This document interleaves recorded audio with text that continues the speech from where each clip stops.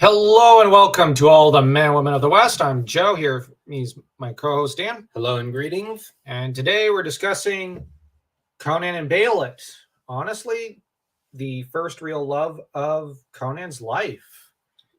And a couple we had made a video already about, but we might as well technically we made it more about Belit as a character.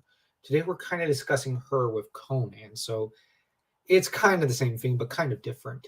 Yeah. Belit is a really, really interesting character. She's, I think, probably the most popular of all the Conan love interests. And she's, in some ways, one of the most formidable. She is very strong-willed. Like, you get a good sense of that from the very beginning.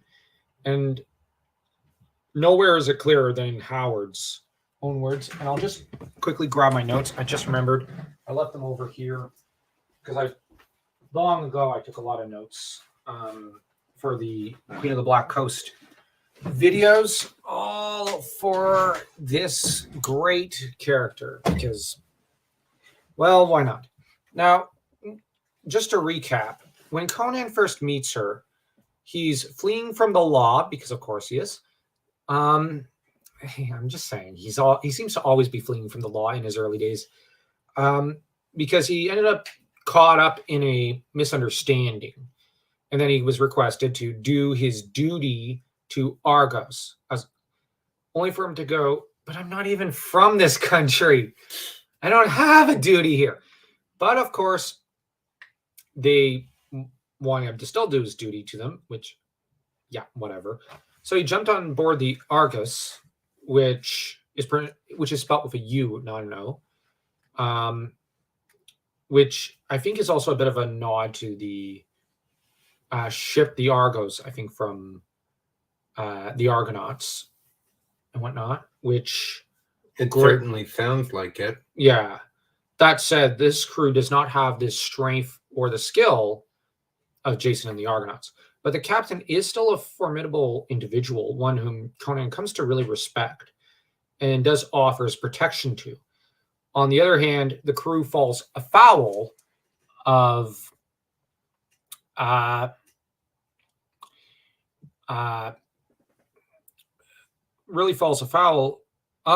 Belit and her Tigress, which the Tigress is, her flagship.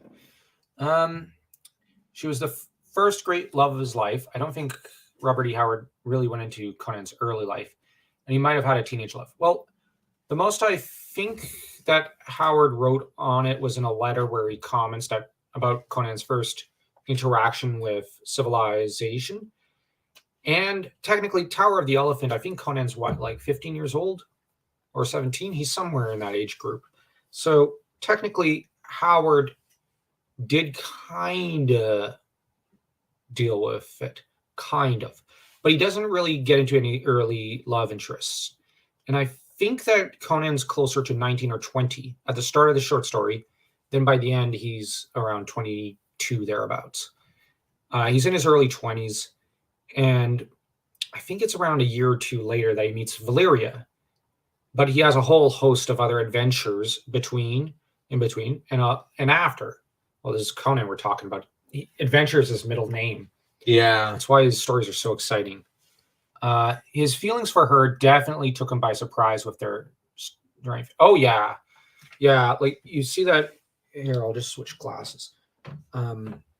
You really see that with how he first, how should I put it, kind of greets her. Because where... normally, it's the girl throwing herself at Conan, and Conan slowly grows fond of her. With Belit, he's immediately swept up by passion, and he's immediately taken with her and charmed, and he feels the two of them have an instant, certain kind of attraction to each other, very physical and very passionate. And when you look at the second chapter, I think it is, of the Queen of the Black Coast, they also end up having a very mental attraction to each other. And because she is really smart, as is Conan. So you also have a very intellectual love, and she's but she's a very different kind of love and woman than, say, Zenobia or Valeria. And certainly until they come along, this is the most important woman in his life. And I would argue to an extent, even for a time after he meets Valeria, Belit probably is still a bit of a shadow over his life. So this is a very, like I said, this is a very important romance. And I absolutely love this story.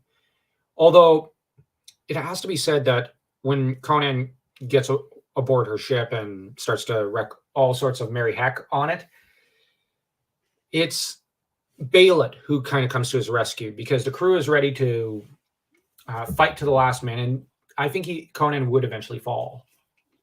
But I think he'd take the whole crew with him. And credit to Belit that she's the one who says, "Okay, hold on, this is ridiculous, guys. Lower the spears. Lower the spears. There's no point to it. Yeah, we might as well recruit him. Look at how well he's fought." But it's more than that. It's not just simply that she spares his life. It's that she's taken with him, and she's very civilized. She's very, very different from him.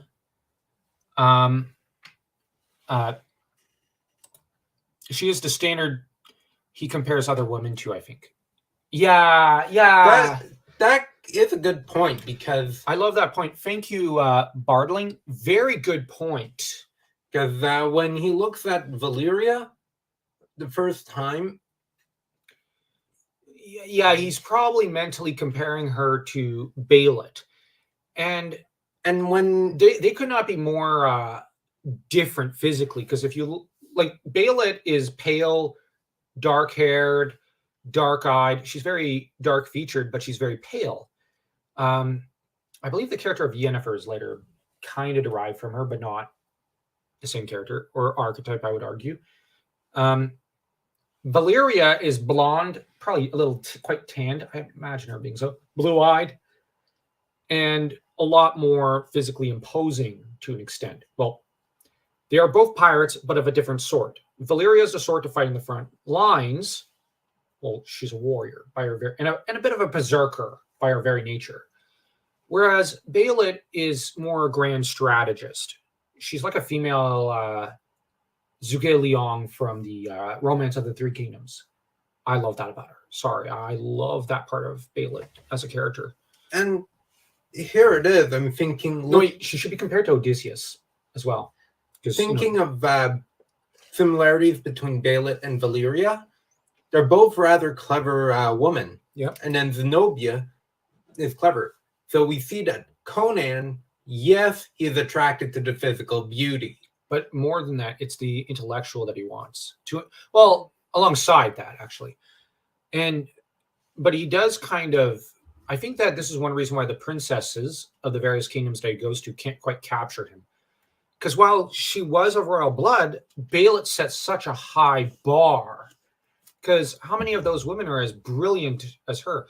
And though I don't think Belit's quite the warrior, say, Valeria is, well, what woman is? I'm not saying that disparaging of women, but just I'm going to argue that I don't think there's any male character outside of Conan in the Howard Legendarium who compared to Valeria as a warrior. She's just one of the best. But Belit, it's in Belit's shadow that all the other women of Conan's life live in. And speaking of her intelligence, I think that is what Conan started to look for in women to like more. Yeah. Intelligence. Because before it was just physical. Well, yeah, I think this is one of the earliest romances, though, in his career. But afterwards, he does meet some women who are very beautiful, but don't quite measure up, so that Conan, although if you go with the Roy Thomas stuff, yeah, he certainly had his affairs after. He likes women that can fight. Oh, yeah, that's very true. He does. And can think. Yeah. Well, Yeah, although I've seen a lot of people say that Zenobia can't fight, but given that she knew the exact amount of booze to get all the warriors in the dungeon drunk. She knew the exact dagger for Conan's weight and build, and that might serve him best. And like I think Zenobia can fight, but she's just smart enough to hide that ability and Yes, whatnot. Zenobia fights a lot with this. Yeah, Same with Belit. yeah, and there's a comment by Conan that Belit is the one who comes up with the strategy, and Conan's the one who affects it, which very apt. And Fink, yeah, thank you, Bardling. Thank you for your excellent company. You're really saving our rears here. But there's also a great quote about Belit, I think around page 244 of my edition. Now I have this edition of Conan, so I like to occasionally just check on it because I'm a little visual at times. Normally I just rely on the notes, but my notes are in French because I'm French. And the thing is, where is it? She calls herself Queen, or is it 243? She has a great nickname for herself, which is, I think, what was it? She is Queen. I am Belit, Queen of the Black Coast. And she also says that I am a queen by fire and steel and slaughter. That is quite the boast. And yeah, a woman in the Hyborian age that can outthink men. Most men wouldn't last long as a warrior. Yeah, that's very true. That is certainly true. It's why I'm going to be honest. It's why I find Valyria so fascinating as a character, because she lasts a long time. And Belit, I'm not sure of her age, but I think she's a little older than Conan. And Belit has a very long career as a pirate. And we got to bear in mind, she's basically the Blackbeard of the Hyborian Age, the most successful pirate. And I would venture to guess she probably started around the time she was like 15 or 16. If someone knows for sure, let me know. But I think it's like a 10-year long career, I would wager to bet. Or at least 5 to 7 years in that time frame. So she's at least in her early to mid 20s, and she is very knowledgeable about where to hit, how to hit, and whatnot. And yet, when the reason she also selects Conan as her husband of sorts, because she calls him "Be thou my king," so I would argue it is in a way. And given what they end up doing at the end of the chapter, they have what she calls a mating dance, which involves him picking her up, and the two of them basically consummate their relationship there. But the thing is, Conan is the perfect match for her as a pirate lord, because he is a brilliant fighter. He is very, very smart. He's clever like no one else is. And so you've got here, she's met her match. And Belit does not get enough credit because, yes, she makes him her co-captain, but she knows how to select someone for captaincy alongside her. And this is something, her consort or companion.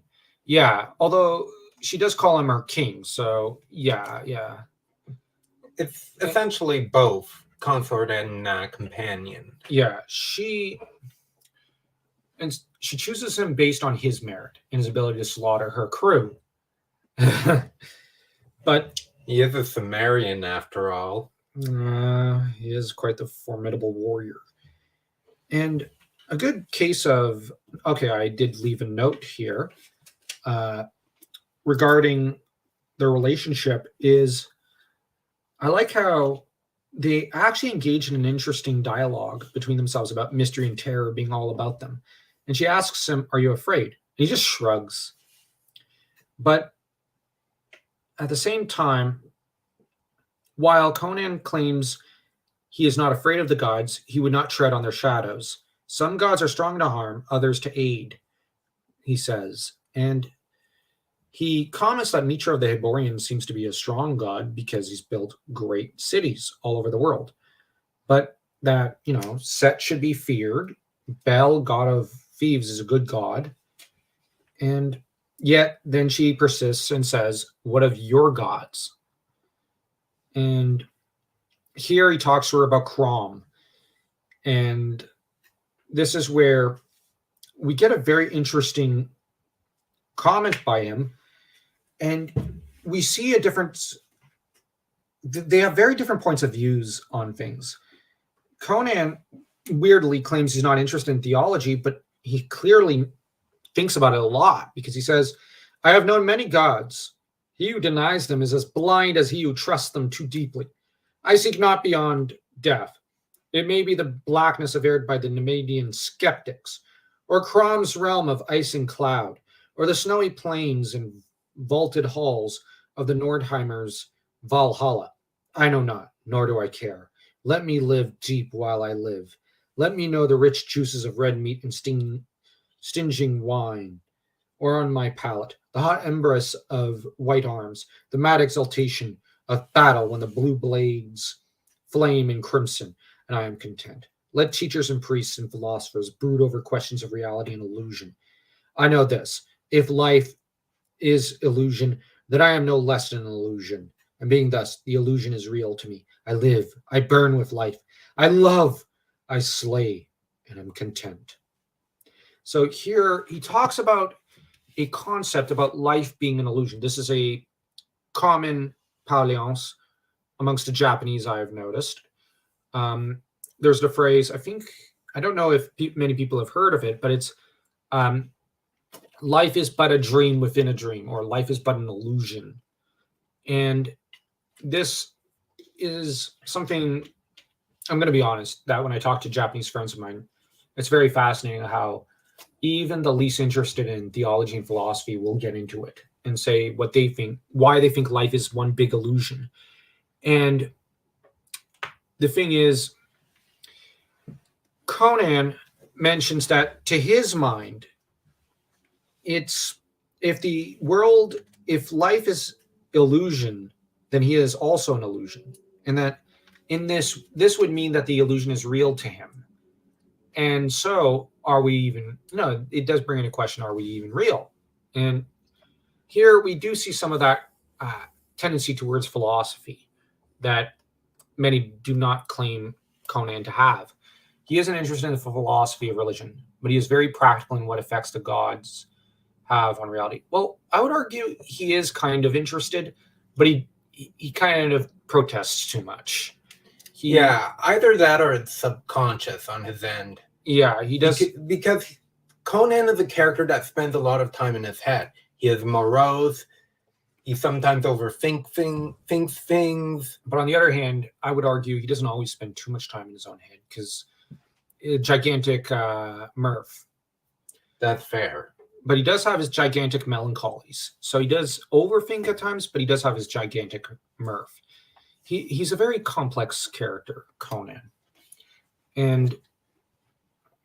But his view is that so long as it's immaterial, I think, and this is where I'll agree with Bardling, in that he's very practical. He is very much so. And what he says here, the key phrase here is that then I am no less an illusion, and being thus, the illusion is real to me. And then he adds, I live, I burn with life. I love, I slay, and I'm content. So he sees it as what's proof that life is not an illusion is how much he burns with passion and love and the desire to live and live to his full, to his fullness. And okay, an interesting point. I'll need to remember that. Okay. Yeah, Conan is very, very smart. And he is philosophizing, I think, here. But on the other hand, he's arguing his point very eloquently and very simply. I'm going to praise him for one thing, and this is a gift of Howard's. I do love Tolkien. Hey, Silmarillion is my favorite book of all times. But in Lord of the Rings, you have these grand speeches, which are beautiful to read. But very few characters can summarize their beliefs and their views in just a few words like this. And Conan completely crushes it all into one paragraph. And almost especially into the sentence, I live, I burn with life, I love, I slay, and am content. Just that's Conan in a heartbeat. And he's living to his fullness. I feel, therefore I exist. Why? Yeah. Why? Amongst we French, we'd say, je pense d'abord je suis. I think, therefore I am. But I think that to an extent, I like the idea of I feel, therefore I exist a lot better. So kudos to you for verbalizing it so perfectly, Bartling. I'm going to leave this up, actually, because this is a very good point. You feel, therefore you are. It's, and we French tend to say je pense d'abord je suis as a nod to Jean Descartes. But I think that the notion of I feel, therefore I exist is far better in a way, because, not everyone can think, it seems, out there in the world. Clearly, everyone who's viewing this can think, and I say that because, well, we've had a lot of really smart people come into our comment section and in our chat, and we really appreciate that. Oh yeah, I love it. The dialogue between us and our viewers is something that we greatly encourage. Yeah, and some of them are probably smarter than we are. But here, Belit pursues her own line of thought, where she says, Conan's personal philosophy seems to focus on passion. Yeah, he does. He certainly does. This is a trait of his that I might argue he has in common with also Valeria and Zenobia. And Belit. It seems that some of the best women in Conan's life are the ones who have the same kind of personal philosophy. And yeah, but the gods are real, she said, pursuing her own line of thoughts. And she gets into how all of her gods are real. And she says, there is life beyond death. I know. And I know this too, Conan of Samaria. My love is stronger than any death. And she tells him that her heart is welded to his. Her soul is part of his, which this is a very beautiful declaration of love. But at the same time, there's something interesting, because as inflamed with her as he is, in a way, he doesn't hesitate to thrust her aside and bound up protectively to shield her. It's this moment where she bears her soul is very different from that of Zenobia. Because here, if I can find it, I'll just compare it very quickly, because I just want to make this brief comparison, because it is a fascinating comparison. Which chapter was it? I don't think it's the thrust of a knife. It's here, I think.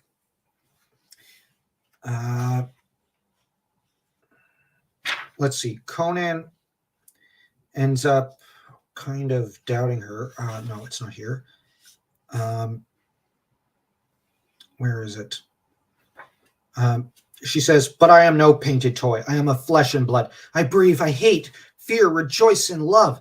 And I have loved you, King Conan, ever since I saw you riding at the head of your knights along the streets of Belverus when you visited King Nemed years ago. My heart tugged at its strings to leap from my bosom and fall in the dust of the street under your horse's hooves. Now, Conan does not reply at once. Wild and passionate and untamed he was, yet any but the most brutish of men must be touched with a certain awe or wonder at the bearing of a woman's naked soul. And so we see here that with Zenobia, he's just floored. But it's very different situations, the two confessions. Zenobia's confession, he's been in prison for a time. He's weakened emotionally. On the other hand, when with Belit, it's him pretty much at his fiercest, in a way, at his most untamed to an extent.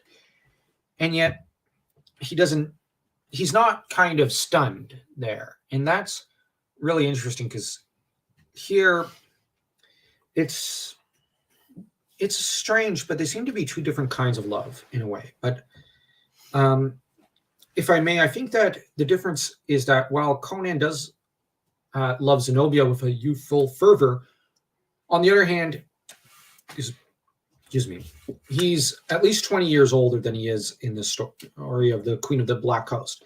So Conan is, uh, he has an older man's kind of love for Zenobia, in a way, to an extent. Although he still has that barbarian, youthful passion to an extent because he's Conan.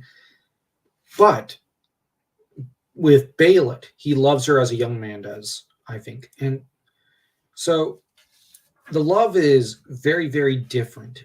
But I'm I'm going to actually argue that maybe the woman's love doesn't seem completely different, though there are differences.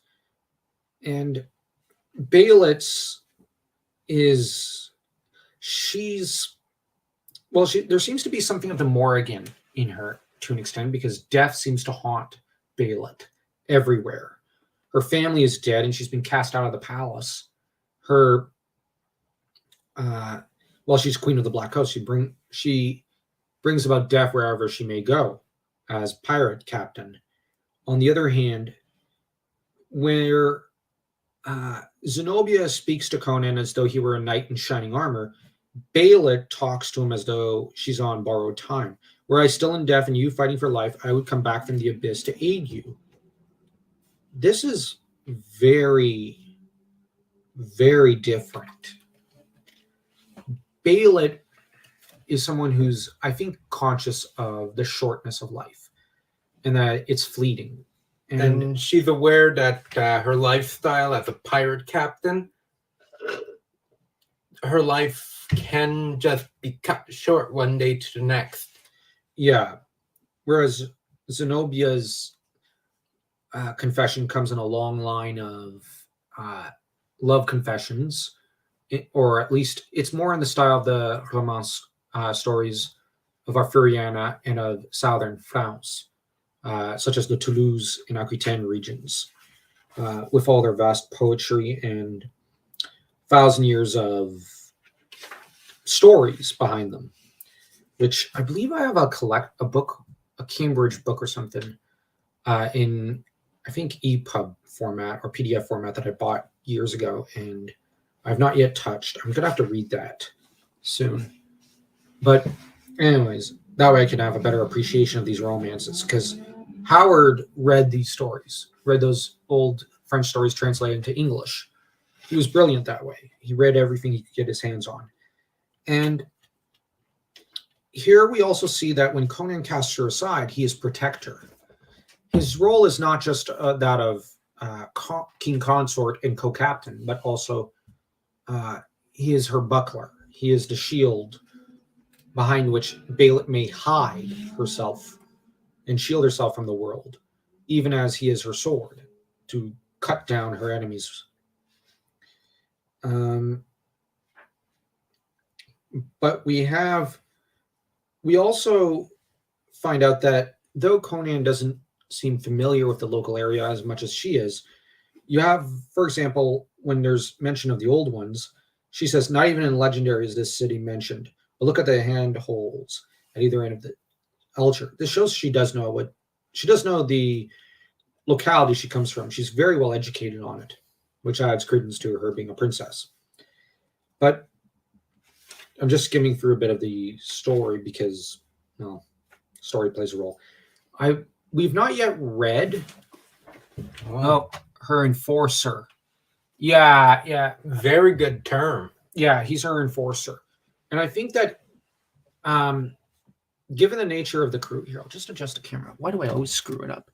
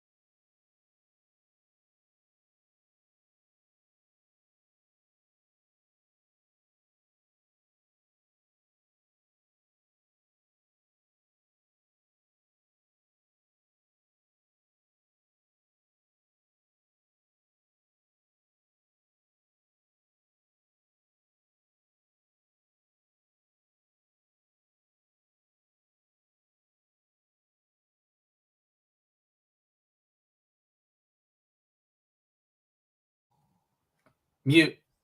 Can you hear us? All right, 1 second. I'm gonna try something. All right, can you hear us? Still don't hear anything. Oh, darn. God damn it. Can you hear us now?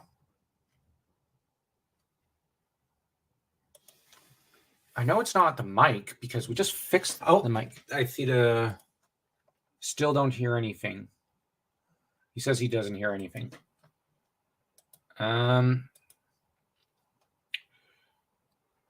Wait, why is this symbol thing here? What is that? Check this. Oh, it's back. Oh, whoops. It fixed. Okay, thank you, Bardling. Yeah, that's not fun. Yeah, I'm not gonna touch it. I'm not gonna touch that. I'll wait till later. Still can hear? Because yeah. But I believe I'm also gonna have to check my notes. Because let me see. I'm just checking the notes. Wait, these are red nails. Okay. What the heck? Oh, there it is. All right. If you can hear us, Bardling, we will greatly appreciate that. We're gonna kind of continue. Okay. Yeah. Okay. Sorry about that. I don't know why because it's just we got the weird sound. I thought it was the mouse being taken out. I've had problems with this computer. I'm gonna need to buy a new one. That's fine. Yeah, it's all right. It's all right, Bardling. You're also not registered as a viewer. Like, we've got 0 viewers according to StreamYard. Yeah. But you know what? We know someone's listening. Yeah. With knowledge of the city. Yeah. Thank you. Now, I lost track because I was trying to fix the mic. Yeah, this shows her knowledge of the city, shows she does have an education.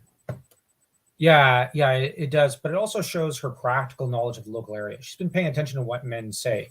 So it could be one or the other. I like to think that it's both. That, she is royally educated.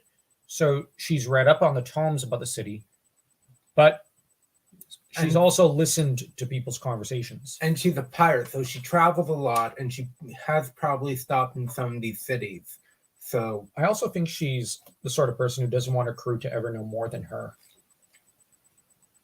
Because the thing about pirate crews is they were fickle. And in Howard's Legendarium, they are very fickle. You have pirate crews who turn on their own captains time and again, or they take Conan's side over their actual captains. Then they turn on Conan. You have, I've read quite a few of the pirate stories of Conan, and they bedevil him, pirate crews. Other times he bedevils them. Conan has very little. Well, he tries to have loyalty to his crews, but they don't always have the same loyalty. Other times he has to betray them, and you get where kind of both sides are coming from. But it's at the same time, it's a very desperate relationship. You have Valyria, who also struggles with this kind of pirate life, and so the trouble is that, oh no, you've got the dog's gonna wallow out. He can open the door one way, but he can't open it the other way. Yeah. So anyways, what's also, let me try to find the passage. But Belit does have one great love above her love for Conan, it seems, for a short time. And that would be treasures. In the actual quote, it's Belit's eyes were like a woman's in a trance. The Shemite soul finds a bright drunkenness in riches and material splendor, and the sight of this treasure might have shaken the soul of a sated emperor of Shushan. I wonder if Shushan is, well, I have no idea which state that is. I'll have to do a video on that later. It would be interesting to find out more about it. But and she says, "Take up the jewels, dogs." Where before she was careful of how she addressed her crew, I think. Now she unveils what she truly thinks of them. And this is where we're kind of introduced to Belit's darker side. And she already had a bit of a dark side, because let's be honest, she's a very brutal pirate captain. And she has to be to survive because of the Hyborian age. But on the other hand, here she doesn't give a thought to her crew members. She's a deposed royal. Yeah. And part of her probably longs of that old life. And that's probably why treasure is something that she loves. Yeah. And there's now Conan tries to, no, not Conan. One of her crew members tries to tell her, look, and points something out to her, that the devil ape has flown near the ship. And all she says is, what matter? Make a litter of spears and mantles to bear these jewels. Where the devil are you going? To Conan. She gets angry there because you have Conan, to look to the galley. Conan's all, now where she doesn't seem to care about her crew or what they have to say, Conan takes their words very seriously and is like, okay, clearly if one of those 8 men is near the ship, that's not good. We don't want him near the ship.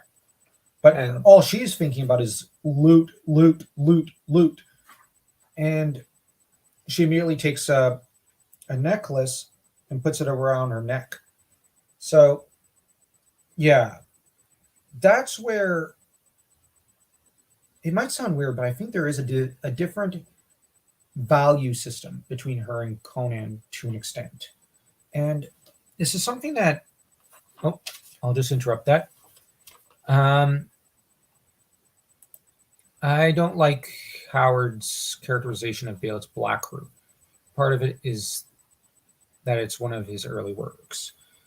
Yeah, okay. Yeah, it is. He doesn't really characterize the crew. The crew seems to be more stage setting than actual people. Well, there's Nyaga, I think it is, the guy who heals Conan's wounds. He seems to be a character. And there's another one who goes into the forest with Conan. Let me try to find him. I remember, where is it? Nagora.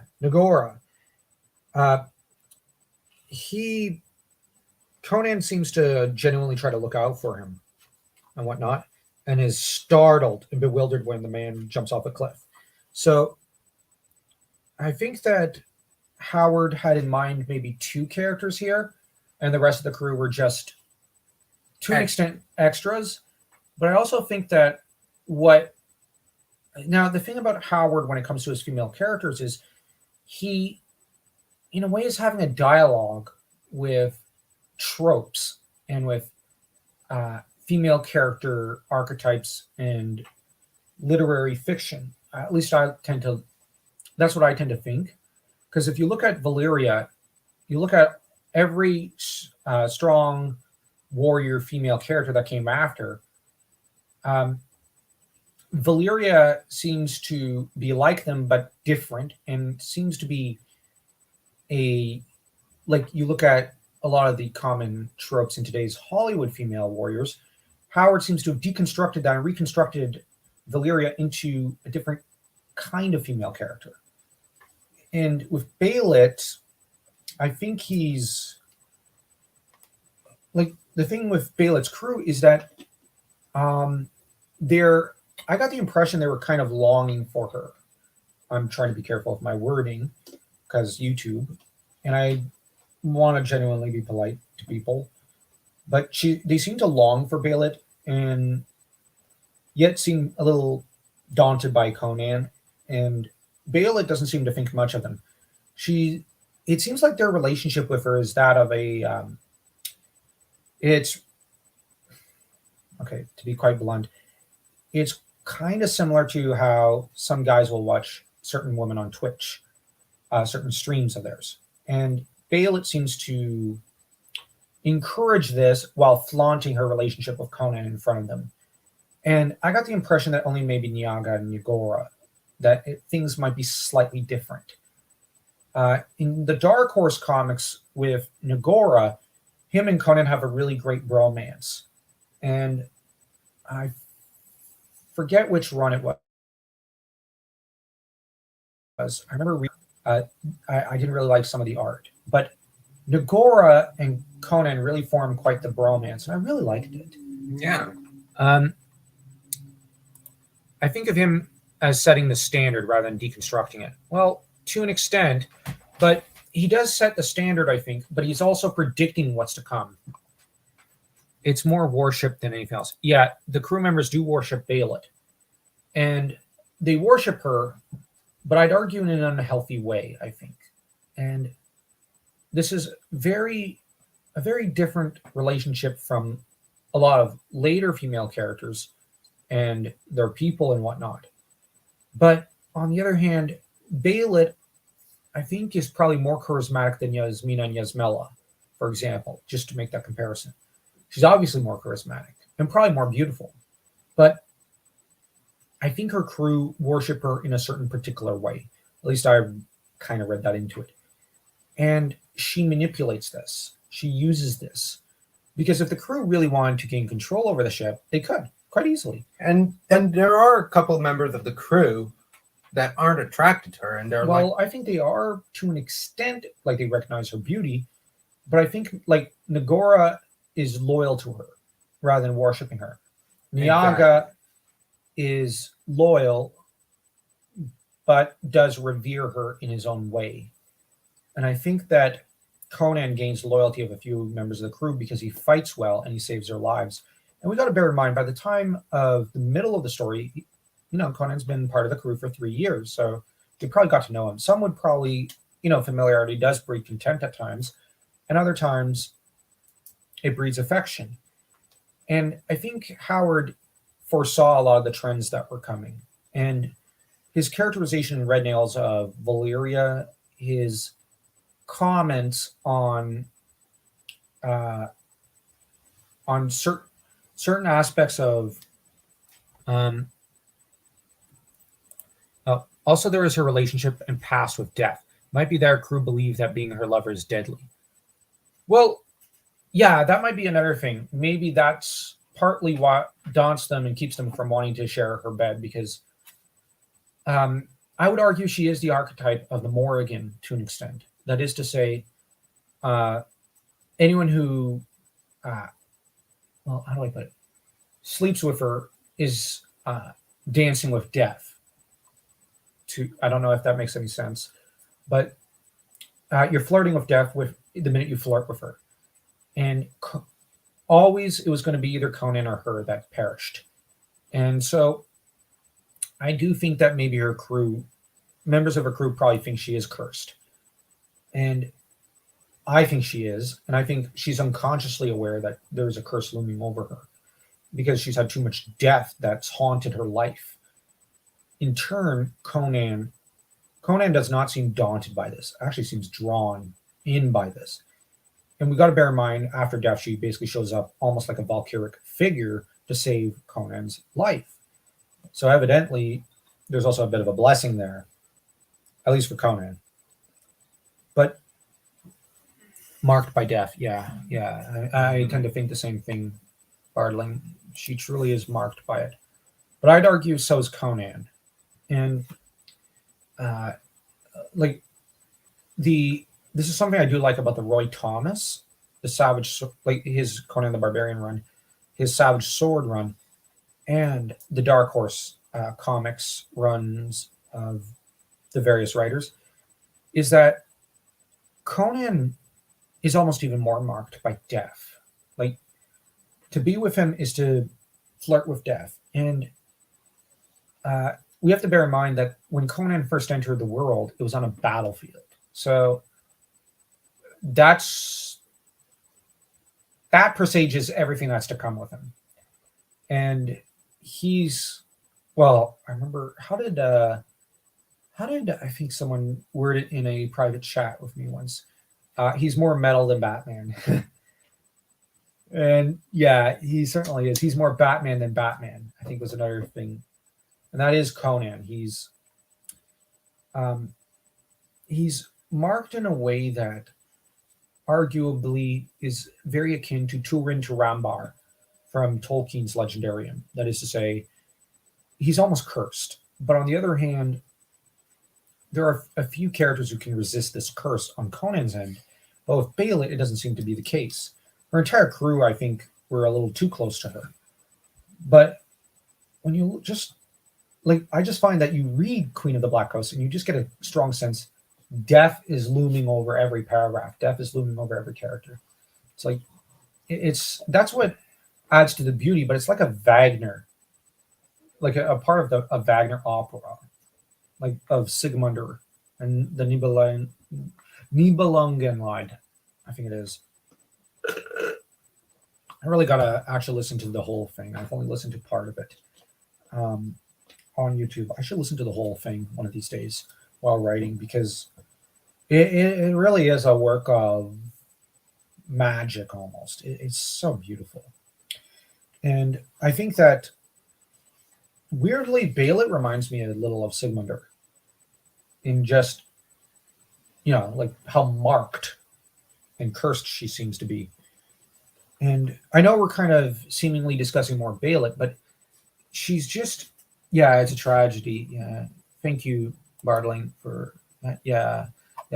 You summarized it better than I did, or could. Belit is a tragedy. She had such potential, but in a way she kind of rushed to her own death. There's a phrase, I think, in a Romance of the no, it's not in Romance of the Three Kingdoms, but it's the adaptation Dynasty Warriors 7, where it's commented that to Sun Tzu, a great conqueror of Chinese history, you burn with the passion and the skill and the flame of life twice that of any other man. But because of that, you are destined to burn out twice as quickly and to thus live only half as long. And I think that's the thing with Belit. She was always rushing, go, go, go, go. She rushed to her death.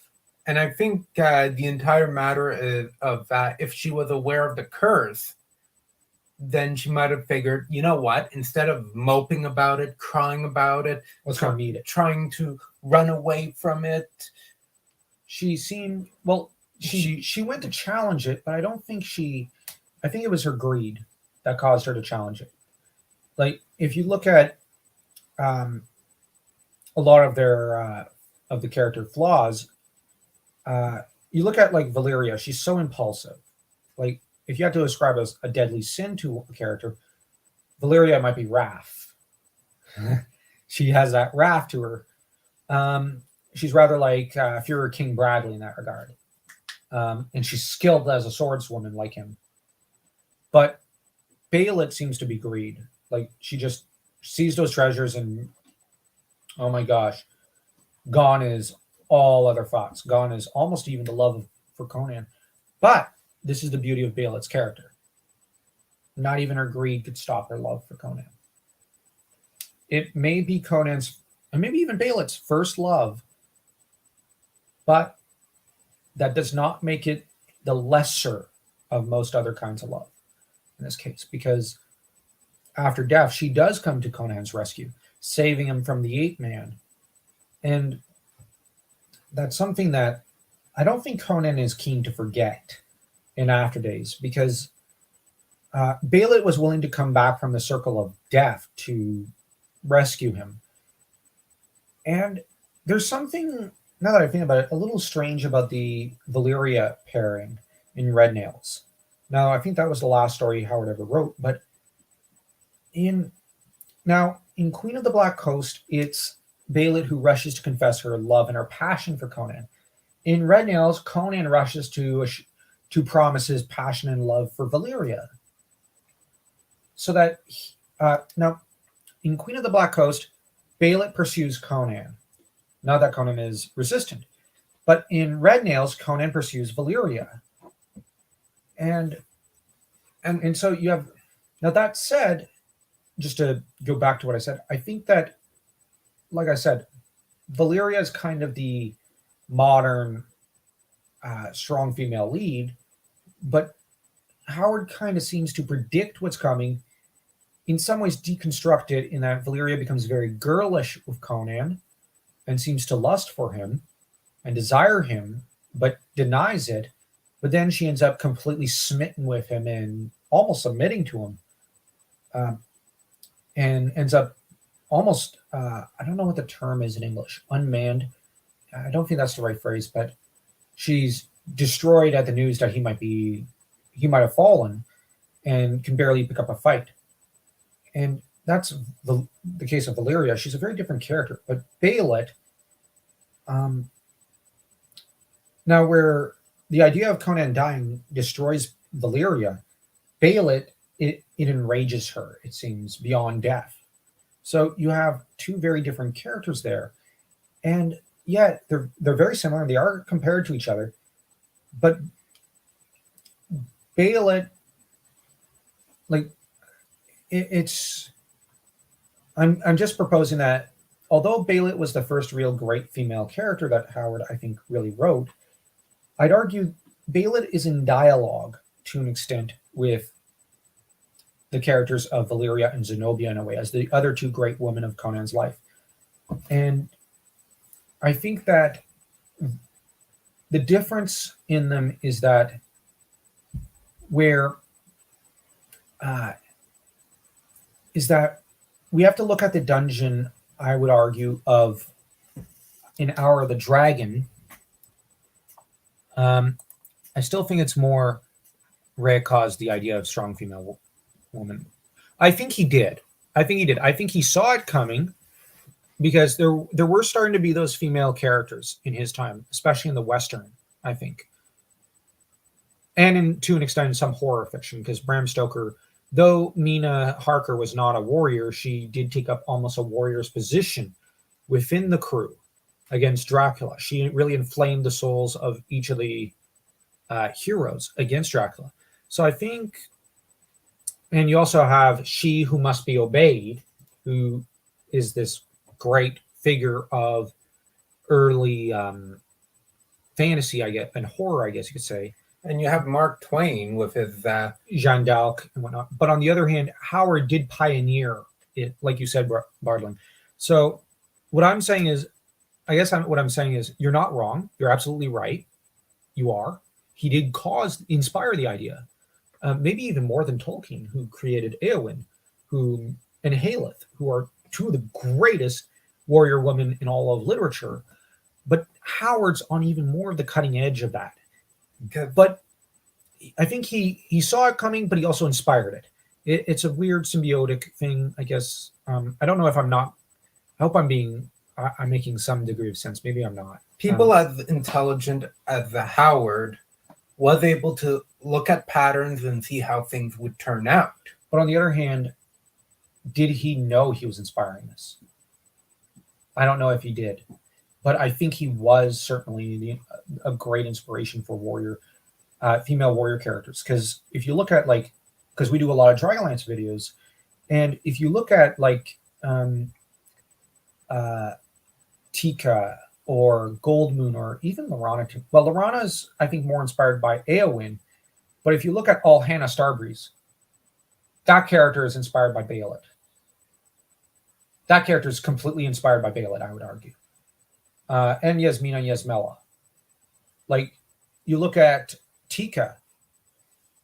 Okay, I'm sorry, but she's inspired by Eowyn. But also Valyria, I would argue. Same with, you look at almost any female character of Dragonlance. They're evidently inspired by Howard as well as Tolkien. You look at, I'm not the biggest Witcher fan. I don't know anything about Witcher for the most part. Not to smack talk it, I just don't know. But I do know that the characters, I think Triss and Yennefer, are obviously inspired by Howard's female characters. And you look at Elric, I don't know much about him either, but I'm pretty sure his female love interests are probably inspired by Howard.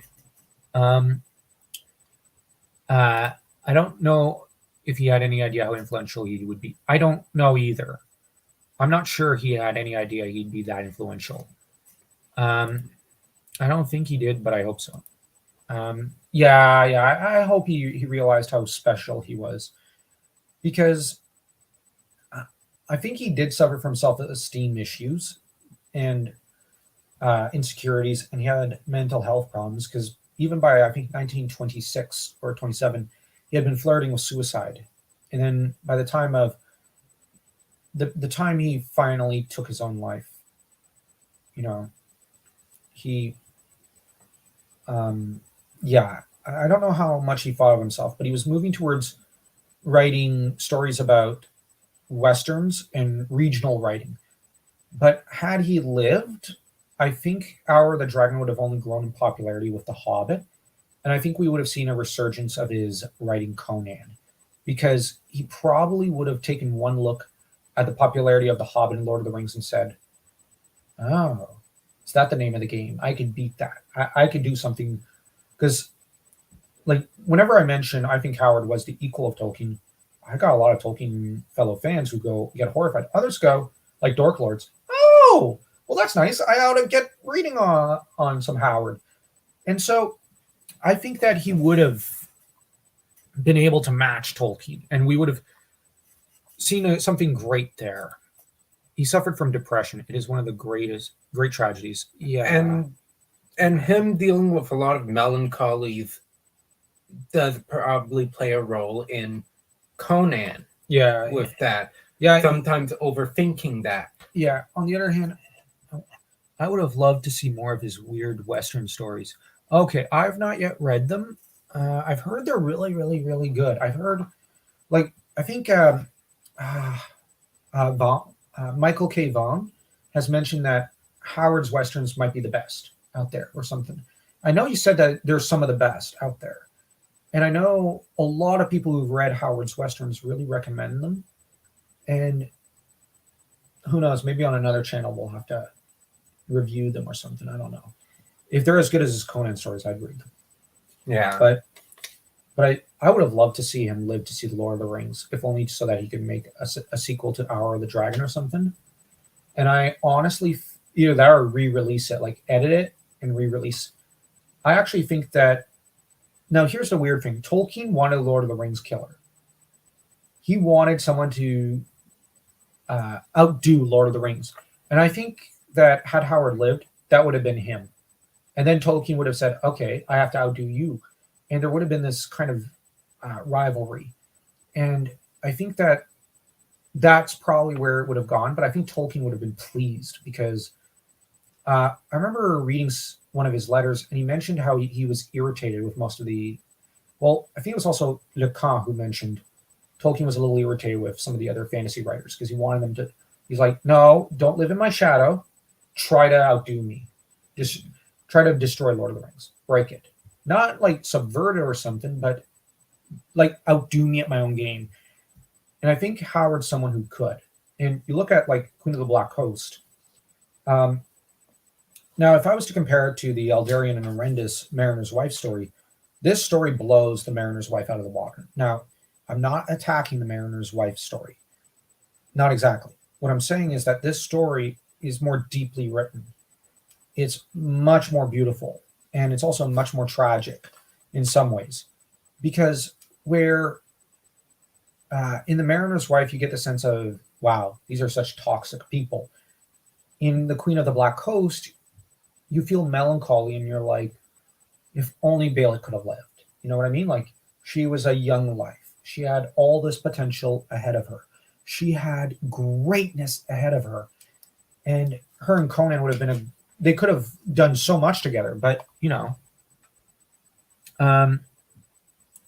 yeah, I think so too. I do. I think Grimdark, half off, did a video about this, and he really got into the different possible timelines of Howard's writing. And honestly, I love what he did there. Like, I think it's like 40 minutes long, but it's a must see. And it's a pity we lost a lot of Howard's work. Yeah, a lot of it was lost in transition because, well, after he died, a lot of stuff got mixed up and whatnot. But anyways, thankfully we got what we got. But we've also gotten a lot of pastiches, which the most notable one is the Song of Belit recently that I've discovered. I've not yet read it. We're going to be doing probably a read through of the pastiches. Well, I was thinking maybe we do the Call the Conqueror movie novel and Conan the Liberator, because I'm curious about those two books in particular. Conan the Liberator, because I want to see how Conan becomes king, and Call the Conqueror movie novel, because, well, I really enjoyed that movie, and I'd like to. And often those types of books are based off of earlier drafts of the script or something, or they try to elaborate on the script.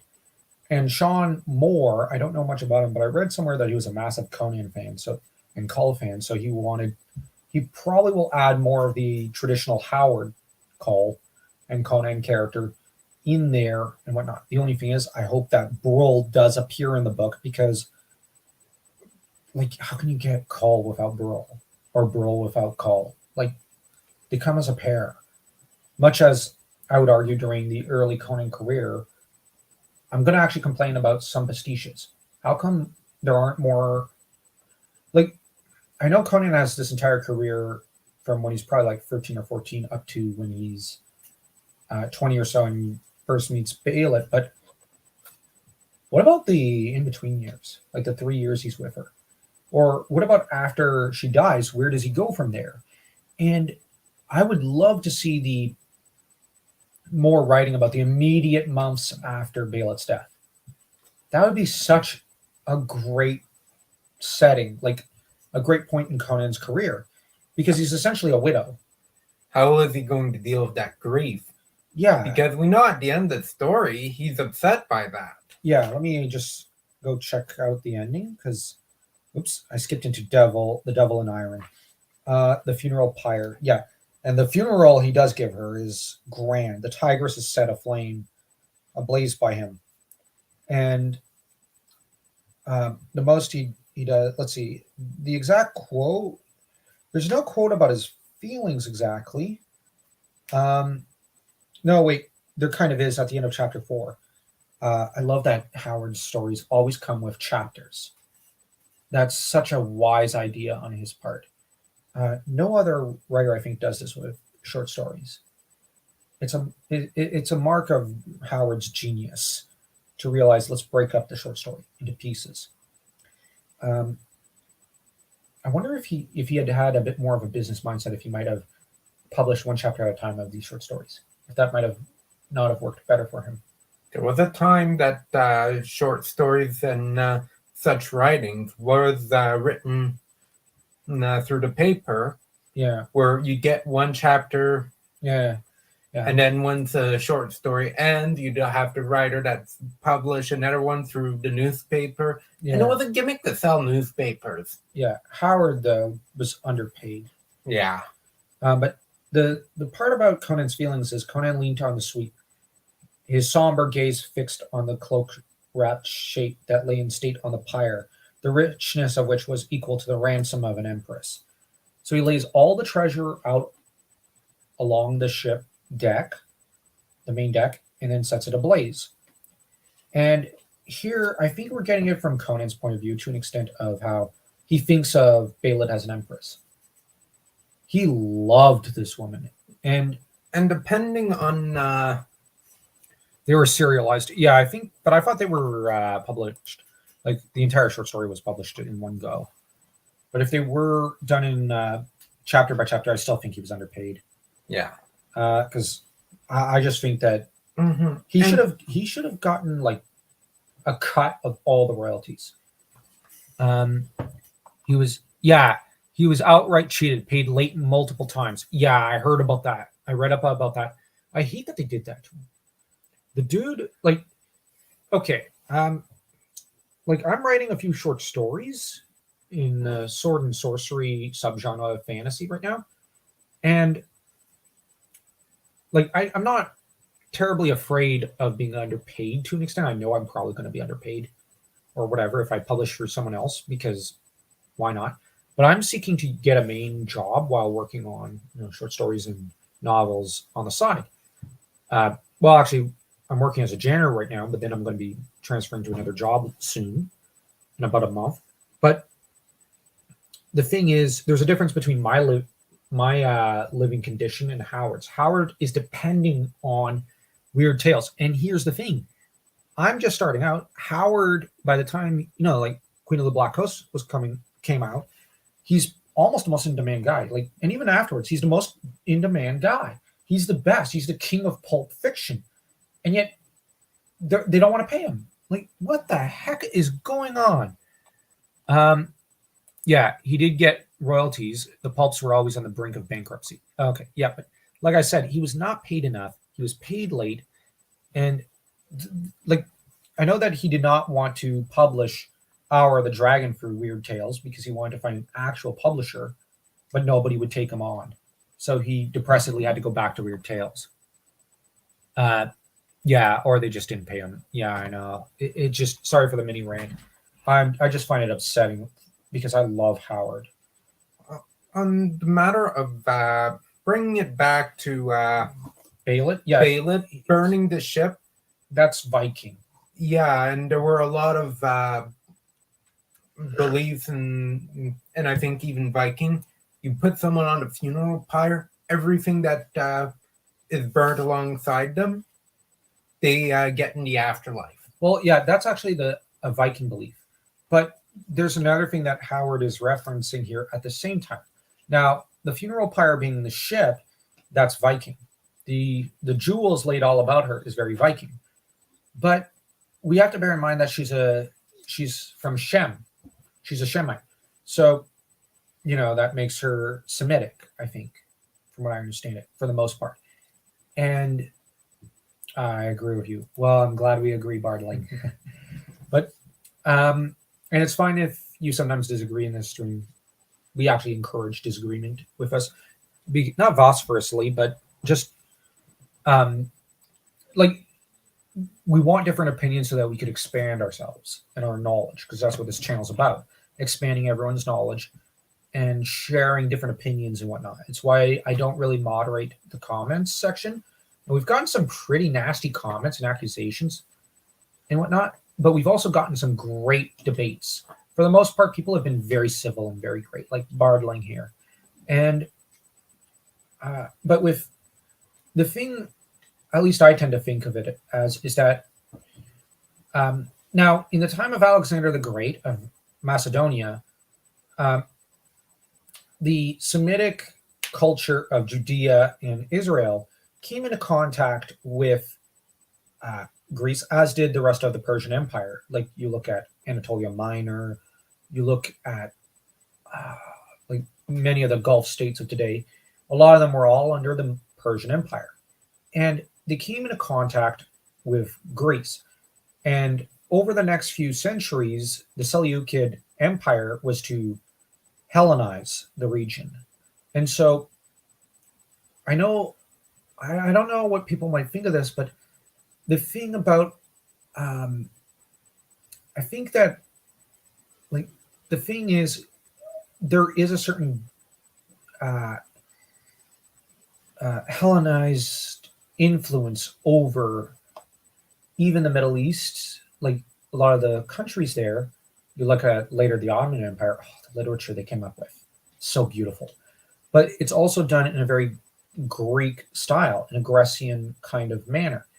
And I think that we have to bear in mind that Howard was more versed in a kind of classical literature than what most people are today. And I think looking at Belit, I'm reminded of, for example, I think the funeral of Heracles, which that's, like Heracles has to be cremated alive in order for his soul to ascend to godhood, but also Achilles.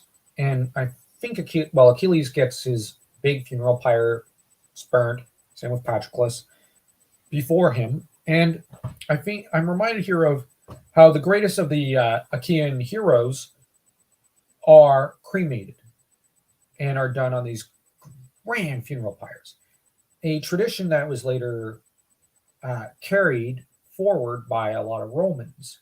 You look at Julius Caesar, for example, he was cremated. He like him or hate him, Caesar was a great figure in a lot of ways, and was one of the greatest Romans to ever live. I'd argue probably the second or third greatest Roman in history, and this probably the third greatest actually in hindsight, with probably Augustus and Scipio Africanus being the greatest and the second greatest respectively,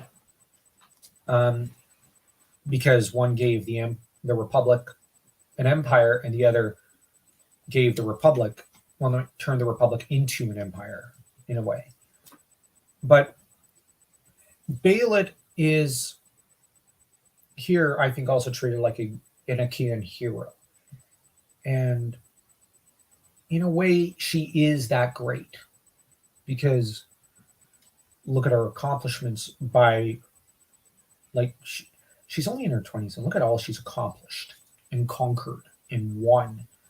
And yeah, there's not much to show for it to an extent, in comparison to probably the accomplishments of Conan when he becomes king. But we got to bear in mind that's by the time Conan's 30, I think he usurps the throne. But Belit has accomplished almost as much and is not 30 years old. So I'm just comparing her to Conan in terms of life successes. And the difference is Conan's not very fiscally responsible until he's about 30 years old, and Publius forces it down his throat. But I think that Belit has a lot more awareness of wealth and whatnot. But yeah, I got the sense. I just like to think of it as, she became a bit like a Valkyrie. So there's that Norse reference, as you've noted, which is obvious. But there's also that classical Greek funerary, funeral of a great heroine. And what is something interesting that tells us about how much Conan cared for her? He could have taken some of the treasures to spend on other women, on food and whatnot. But instead, he knows how much she loved treasure. And she fought her entire life for such a treasure. So he put it all on the Tigris, let it flow away, and burnt. So all of this gold, all of these jewels, she's bringing it to the afterlife. Yeah. There's a beautiful act there. Yeah. And let me see this. I would be interested. It would be interesting to think about what could have happened if she hadn't died. If maybe they had established a pirate base that could expand to a kingdom in alternate history. That's one way things might have gone. It might be weird, but I tend to think that given Conan at the time of the Black Coast story, I don't think he had the to an extent, I don't know what the word is, maybe maturity to run such a kingdom. I think he'd learn a lot, but I think ultimately he'd lose it. It's just he gained and lost fortunes quite quickly, like a lot of pirates did. But I think if anyone would be able to keep it wealthy to an extent, it'd be Belit. But I think that for an example of how it might be run for a time, Black Sails, the show, like the first season or two might be how it might be. But I kind of imagine, the old guy in the blue jacket pirate who's always on land and has that fortress? That'd be Belit to an extent, because that guy was the real king of the island. That's Belit. He may have had his adventures before, but he figured, I'm going to control this. Because I control the other pirates through this. Yeah. So he's a pirate captain of all the other pirate captains. Yeah. But I think that on the other hand, there's the possibility that Belit and Conan might have had a falling out eventually. Because Belit strikes me as being fairly possessive. And we have to bear in mind, a lot of men desired her and probably propositioned her, but in the poem at the start of the story, it states that she's been keeping her passion to herself all her life for the one man who'd be worthy of her. And the trouble is, this might sound harsh, but Conan is he's almost physically incapable of monogamy. He does not have it in him to be faithful. And I don't say this to hate on the character. This is just a part of him. And this is something that I think that at the end of the story of Red Nails, Valeria reconciled herself to, that no matter what, he's going to cheat on her. But the difference is, I think the difference is Valeria wants to be the number one gal. You know why?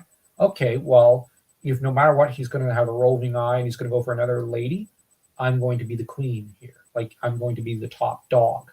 I think Zenobia just wants a part of Conan.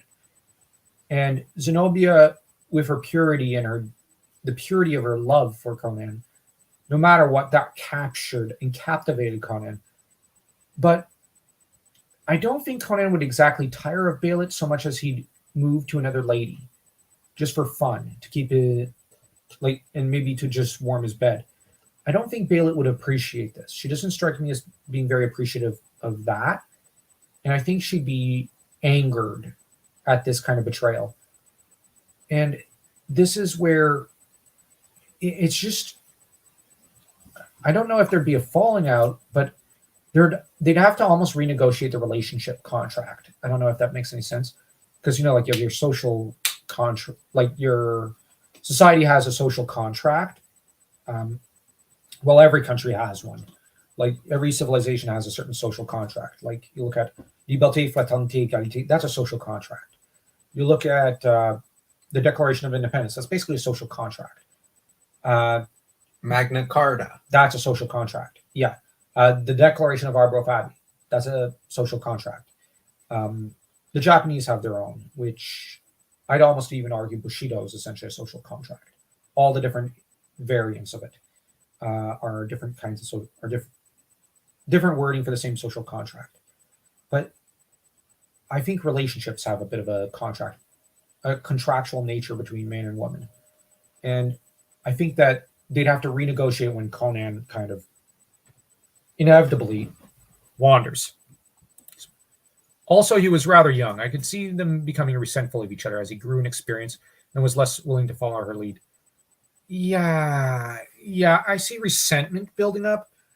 Now, like, if I'm going to pursue this line of what if kind of semi-fan fiction thinking, I think that if they had established a major base and now I do kind of see this as an actual marriage now that I've looked at a bit more of the story. So this is essentially Conan's first wife. And I think that they were really young. They were very passionate. Evidently, they were very passionate about each other. But as Conan grows in experience, he becomes more masterful by nature. And Conan is the king archetype, but he's also the barbarian archetype. So he has to go from civilization to civilization to kind of remind them of their core values and set them back to what they are meant to be. At least that's as Grimdark points out. And Grimdark's almost all of his videos when it comes to Conan is a study and a series of, I'd argue, video essays on the nature of the barbarian cycle of stories. But I think that when it comes to this relationship, as the king archetype, Conan would only grow in mastery and greatness. And I think that, on the other hand, because he's a barbarian archetype, inevitably he's going to want more than one lady. And this is going to kind of cause friction. And he's also going to want to take command more and more, as Bartolini pointed out. But in turn, I think she'd want to keep her control, her position. So you're going to have the two not jockeying, but kind of struggling against each other. But on the other hand, I kind of think she was marked for death, and no matter what, she'd come back from the dead and save him. And redeem herself and prove her love for Conan. Not to be too romantic, I think she might at one point betray Conan, but I could see Conan probably rushing back to like I see them still meeting up with each other again, but I also see after the betrayal her longing still for Conan, and I see the two maybe coming back to one another to an extent. Um, they were just drawn to each other. On the other hand, I think there's a reason why Conan is looking for another Belit in a way after Belit, and that his affairs with these different princesses, I think, are a little disappointing for Conan if you look at him as psychologically, because they are not Belit. They are not a match for her. They are not great like her. He met with a princess. He wed her, essentially, and he was awed by her. Now, But every other princess afterwards, now I know Yasmela, I think it is, the Devi, has to choose her kingdom over Conan, but in turn, I think Conan, that's bitter for Conan, and that's when he decides, okay, you know what, I'm going to come back here and I'm going to take what I want. And he evidently really desired her. But with Belit, like I said, I think there'd be resentment, but I think that weirdly they renegotiate the relationship in a way later. And it's just in Belit's nature that she'll inevitably long for Conan. And I think that on Conan's end, Belit is almost an ideal as well. And I think that the relationship would crash and burn in grand style, but on the other hand, they might come back to each other. And it might crash and burn again or something, or it might blossom. But I don't think Conan has it in him to be faithful. I just don't. And I think that this is a major difference between Belit and like Valyria and Zenobia. They accept it. They know he's not going to be faithful to them. They know it. Belit, I think, had the view he would be. And I just think that maybe she has that naive side to her. Or at least that possessive side to her. It's greed. Like, that's an important part of Belit's character. She's greedy. Like, there's more to treasure than just gold and rubies. It's also greed for love, for passion, for people, for a lot of things. like a longing. Yeah. And I think, well, there's that Full Metal Alchemist saying by greed. I am greedy, avaricious, money, and woman. I desire all the finer things in life. I think she's like that. But on the other hand, I think I don't know. Like, I don't know how it might have turned out had she lived. But I think that it would have certainly been a passionate affair. And I think it would certainly have been a great affair. And it probably would have been a great piece of literature. But Howard chose to end her life when he did for a reason. And it's that she clicked into place perfectly for that period in Conan's life. And after this, Conan seems to be looking for her, another woman. And weirdly, I think it's with Valyria that he starts to look for a different woman in a way. Because with Valyria, he finds someone very different, but very, very striking, and more than a match for Belit. And it's not just any woman who could essentially keep up with him in a rather physical sense. Yeah. Or like, Belit is really a female character who's almost like no other in a lot of ways. Like, I'm going to be honest, she's probably not in my, let me see. She's probably not in my top 2 favorite Conan female characters. Maybe not even my top 3 favorites. But you got to acknowledge that she's important. And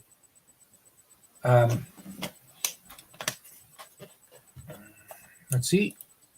Yeah, it was an important part of Conan's arc. Yeah. I tend to think that Conan Yeah, making of that legend. Yeah, yeah. But I think that when with the Elephant Tower, Conan entered um, a a boy and came out a young man. But I think with Belit, he goes into it a young man, into the relationship and into the story a young man, but he comes out of it a full grown man. I don't know if that makes any sense. Like And he's definitely much more mature and much more somber after the story. This is where, on the other hand, because I think that although I kind of laid out a pretty critical view of her with my little what if idea. I think that on the other hand, we got to bear in mind what won out between her greed and her love for Conan in the story. her love. So that's an important thing to bear in mind. She truly, genuinely loved Conan in such a way that not even death could stop her, which that's very romantic. That's very Nordic. And yeah, the Elephant Tower, the Queen of the Black Coast, they were both part of Conan's, I say, formative years, even though he was in his 20s during Black Coast. Mm-hmm. They were very important forming who he was, because before Elephant Tower, it was just this boy going from one adventure to another. Probably, but But that's the first adventure. Elephant Tower, he learned quite a bit about philosophy, about life. Yeah, and about the evilness and wickedness of men. So an aspect of right and wrong, he learned there. Now, on the other hand, I'll actually, just to interrupt, I'll just say this. I tend to think of the two stories as a duology. I think that's what you're getting at. But on the other hand, I think that, okay, he, in the Elephant Tower, he sees the worst that humanity has to offer. And I think that in Queen of the Black Coast, he does a lot of wickedness. He becomes a pirate. Same with Belit. But on the other hand, I think that he sees, to an extent, the best that humanity has to offer in Belit when she saves him the way she does. And yeah, she falls. And I think that we have to bear in mind that here, once again, he sees the worst. But from the worst mire, or from the lowest point that humanity could fall, greatness and beauty come out of it. And redemption can happen. And redemption is probably the most beautiful thing a human being can do. And to an extent, redeeming oneself is a profoundly beautiful act. And it does happen in real life. It does. It does. Men and women who redeem themselves, it is beautiful to stand in their presence. And it is beautiful to behold. And I think that what we see here is Conan bearing witness to the worst and then the best. And thus, Howard's kind of presenting us the full face of humanity. And Conan also learns to value those he cares for. He grieves for the pirates that died. Yeah, he does. And then he grieves very hard for his empress. Exactly. It's why we look at some of the other stories, people like Valeria, like Prospero. Like he's basically he'd rather die himself than let them perish. He cares about them very deeply, to the point of almost madness. And he doesn't just reveal what he thinks to just anyone, but he entrusts them with his thoughts and his almost his soul. That's, and there's also Pallantides, now that I think about it. Yeah. That said, I would argue, discounting Valeria, it's going to be a very, very long time before Conan really bears himself fully, emotionally, to a woman, and even intellectually. Not for another 20 years. I'm just saying outside Valeria, because Valeria, he seems really drawn to and really attached to. You don't suppose that during that time he was looking for a new Belit? Well, yeah, that's what we've been saying the whole damn time. Mm-hmm. Yeah, and there's also something else that, now that I think about it, we got to bear in mind about Belit. She's captain of the Tigress. Now, the previous character associated with tigers is Kull. So, and Kull is portrayed in a similar way, dark, raven-haired, although he's tanned, and he seizes a crown by his own merit, and yet death seems to haunt Kull everywhere he goes. So, to an extent, Belit's a bit like a female Kull, though I'd argue that Valyria is much more of one, if emotionally and mentally in some ways. And the thing is,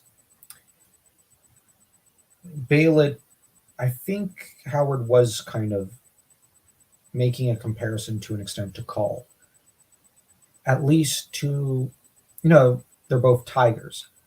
But it might sound weird, but I kind of had the impression reading the Kull stories that Burl will outlive Kull. And that in that regard, Kull is marked by death. But he's also a tiger. He's uncontrollable. He's just passion itself, in a way. But he's also given over to deeper melancholies than even Conan. And I think that Belit, she says, were I to die, like a lot of her speeches involve discussion of death. Kull does, I think, has similar discussions and whatnot. So I'm just noticing the linking of Kull's kind of totem animal and the animal that's emblazoned on his standard and on his tapestries in his palace with the tigers. Because I do think we got to bear in mind Kull's an earlier character of Howard's and is a great one, but Belit is the only other character that seems to be compared to tigers through the Tigress. So I look at that and I can't help but think of Kull as well. So just a random tangential thought there. But in a way, Kull's almost a male Morgan type of character.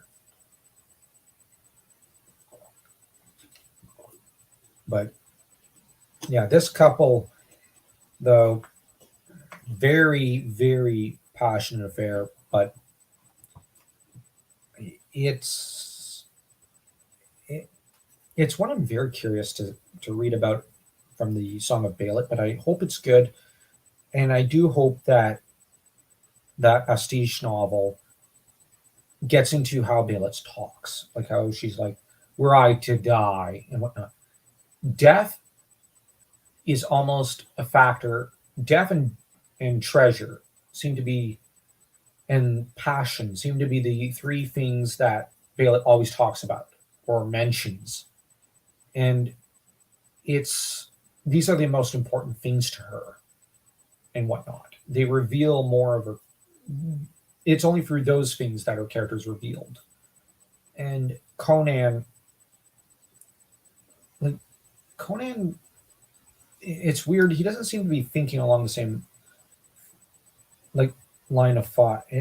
I think that had she lived and were they just sort of the relationship semi fall apart, I think, and probably rebuild. But I think that Conan would have, I think that the seeds were there already because she talks about how, the gods are real. Conan talks about how, yeah, they're real, but he doesn't care about them. You know what I mean? It's like, I'm not going to pay homage to them and I'm going to keep them at arm's length. She talks about the importance of them. And he also talks about how, he feels, therefore he is. She talks about,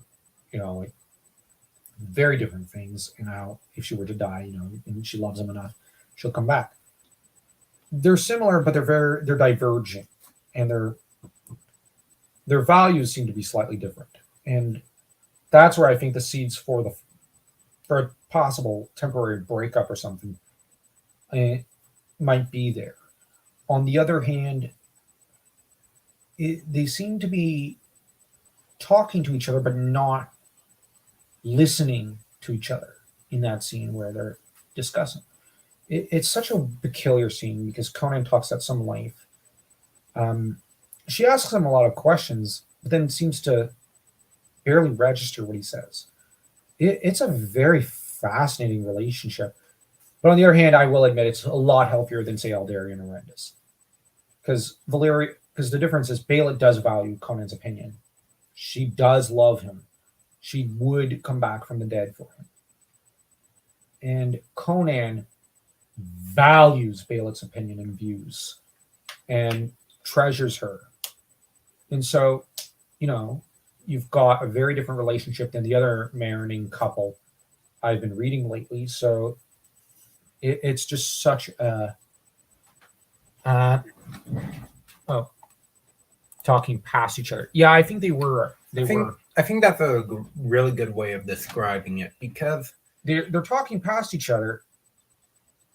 But what's interesting is that when she comes back from the dead, she repeats that line about, were I to be dead and you still alive, I'd fight to come back to you and whatnot. Conan remembers that. That's when he really seems to be listening to her. And that's when I would argue, the fullness of her passing really strikes Conan, I think. So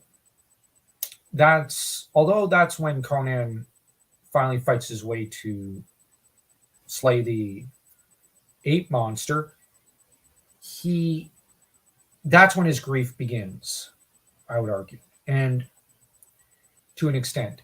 And if you look at the grieving process as, for example, when you cut your finger or you break an arm or something, when you feel the pain, that is your body telling you, telling your brain, or your brain telling you that your body has been damaged. Beware of that place. You've been damaged. You are physically wounded. If you look at grief as the soul, like the soul being in pain, and the person, that's kind of the brain or part of the soul telling you you are in pain, be careful with that one spot. In the same way, I think that this is just as Conan is falling, is getting depressed over her death and is registering the shock and the pain. This is already a means by which he is processing and starting to manage the grief in a way. I'm not saying he's getting over her so much as he is.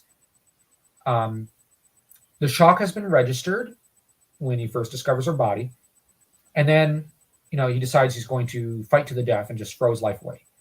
But then when he sees her, gone is the anger and the denial and the resignation. Then it's probably the anger, and then it's acceptance. He's moving through these stages of grief. He is finally starting to learn to live with the grief, the pain that, living without Valeria, learning to live without her. And so that passage where she appears to him, I just find it one of the most fascinating parts in literature. And while I kind of disapprove of the fact that Valeria appears in the movie, just in the context that why make it Belit and name her Valeria if you're just going to give her Belit's dialogue and Belit's role and Belit's character and personality? Just call her Belit already, darn it. And yet the movie did a good job showing that part of Belit's love for Conan. Now, even if you were alive and I'm dead, I'd fight my way to you and whatnot. So, yeah, there's that scene where she comes back and saves him is just, that's got to be in the top 15 greatest Conan scenes of all times. And that scene is just, it almost feels, it kind of reminds me, now that I think about it, also of some Japanese short stories I used to read about how far some samurai would go for their lord or their wife. They're pretty good scenes. Or from Yoshikawa Eiji's literature, where how far some women would go for their husbands. You want really intense love stories? Yoshikawa Eiji. Wow, did that guy ever write some great stories? Though he was writing almost a generation before. Well, he was writing the same generation as Howard, but the problem was his books weren't translated till years, decades later. So Howard couldn't have read them, sadly. But yeah, as far as this couple goes, we've gone through the archetype, we've gone through the scenes and whatnot. We've also gone into her spiritual animal. Interestingly, I guess we haven't discussed, now that I think about it, the comic book interpretation of her. There have been some positive and some negative appearances of Belit. I know people really love Roy Thomas, but I've got some criticism towards his run. Just a few.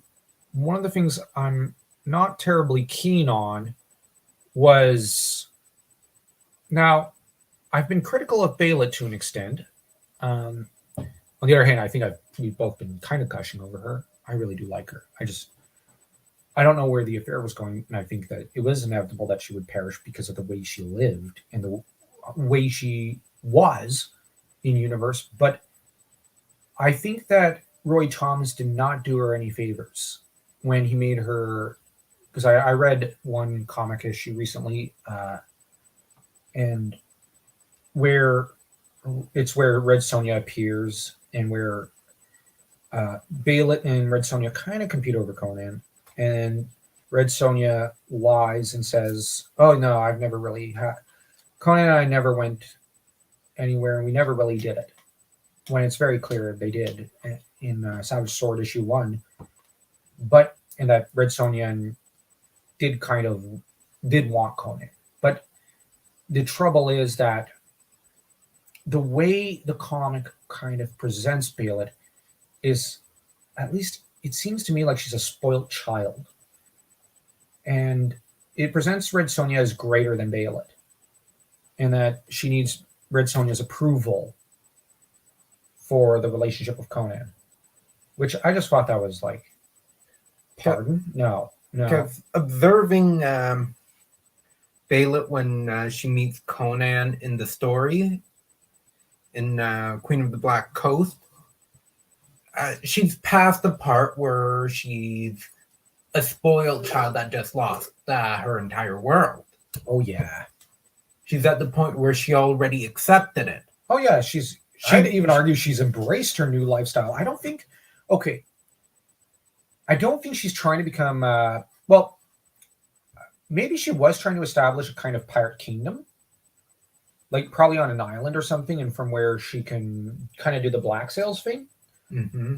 But I don't think that, like, okay, well, she's going to go reclaim her kingdom in Shem. No, that's foolish. All that will lead to is her getting a sword in her gut while she's asleep, or violated from a man and tossed into a harem. I think Belit's too smart for that. I think Belit looks at the situation and goes, yeah, that's what's going to happen to me. And I think by now she's probably already gained her revenge on the guy who took her kingdom. But the problem is some other usurper or whatever, or lord, took that guy's place. I think that Belit has kind of even... We got to bear in mind, how many treasures has she probably stashed somewhere? I tend to think that, yeah, okay, this is the biggest hoard of treasure she's ever found, but on the other hand, it's like Seth Gecko from Dusk Till Dawn. I really love that first season in the original movie, but it was never about the money. It was about the thrill for a long time. But I think Belit was fiscally smart enough to, like, I don't think during her pirating days she ever lacked for wealth. She was never the sort, I think, to waste her wealth away and fritter it away on pleasurable company and food and drink. I think that she was very careful with her own fortune, even as her crew probably frittered away their fortune. So they were dependent on her for money, but she was careful with her own. We got to bear in mind she's very smart. She's been dominating the Black Coast and basically all pirating regions she comes into contact with. Like she's been dominating it for probably like a decade or something. So no, she's not going to behave. I don't think she's going to behave in too insecure a manner. Like I do think she would get envious and jealous over Conan taking another woman, but I don't think she'll throw a tantrum in front of the other woman. She might get catty with Red Sonja. Well, yeah, but I think that well, actually, I'd argue Red Sonja would start the fight, but the difference is Red Sonja has the physicality for a fight. Belit has the brains. It's truly Ajax, the large or the great meets Odysseus.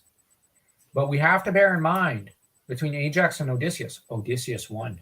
So I see it as if the two women were to clash, it would not be like, oh, there from Red Sonja. I think it'd be like, I think Red Sonja is really going to lose out and really going to have a hard time because Belit's brilliant. Like, I think she'll actually, it's a case where, I don't know, like maybe Belit, like it could have been such a great interaction between the two characters. It could have been a really interesting interaction, but the way Ray Thomas seems to set it up, like, it's just, I think I just found Belit laughable, and I just shook my head at how dumb she was in the story, and how inferior she was to Red Sonja, and that really ground my gears a little because it's like, because I at least to my mind, it's like, Thomas, you really think you can write female characters as good as Howard?